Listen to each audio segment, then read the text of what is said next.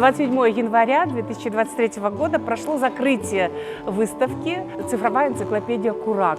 Это небольшое действие в рамках субгранта общественного объединения «Женский форум Курак», которые получили субгрант от большого проекта «Дигиконуш» «Построение прозрачного будущего для сельских сообществ Кыргызстана через цифровизацию». Ну, что я могу сказать? Я поздравляю всех партнеров, поздравляю Курак, и самым большим украшением и вишенкой на торте стало согласие нашей уважаемой художницы Чолпон Ламановой украсить закрытие нашего ивента своим замечательным дефиле, в котором десятки женщин счастливых продемонстрировали технику Курак, которую они сшили за 4 рабочих дня и получили большое удовольствие. Мы рады, что сегодня в гостях у нас была госпожа посол Европейского Союза в Кыргызстане Мэрилен Йозефсон, сказала очень много добрых слов в адрес нашего проекта, а также заместитель министра культуры Чингиз Эсенгул-уулу.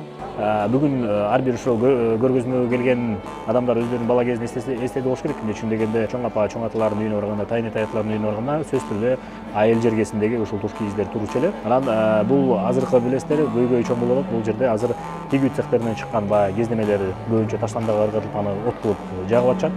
Анан ошону от кылып жакпастан, ошо ар бир Кыргызстандын айымы үй бүлөгө, үйгө баягы балдарга мурас кылып калтыра турган бир жакшы бир оокат даярдаса болот деген бир мындай жакшы бир иш чара болуп атат. Анан биздин эң башкысы ошо өнөктөштөргө терең ыраазычылык билдиребиз. Эмне үчүн дегенде, мындай көргөзмө өнөктөштөрдүн колдоосу менен өтүп жатат.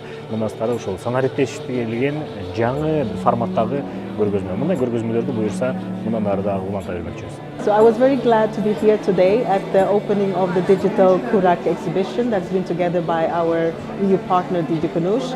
I really like this exhibition and I learned a lot about the different histories and the different methods and techniques of how to do Kurak, and more importantly of this, the cultural and symbols that are linked to this work.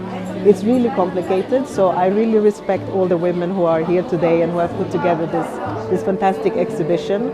I'm also very happy that it will be shared digitally through this digital encyclopedia, and that other people, not only here in Bishkek, but also in other parts of Kyrgyzstan and around the world, can take part of this fantastic tradition.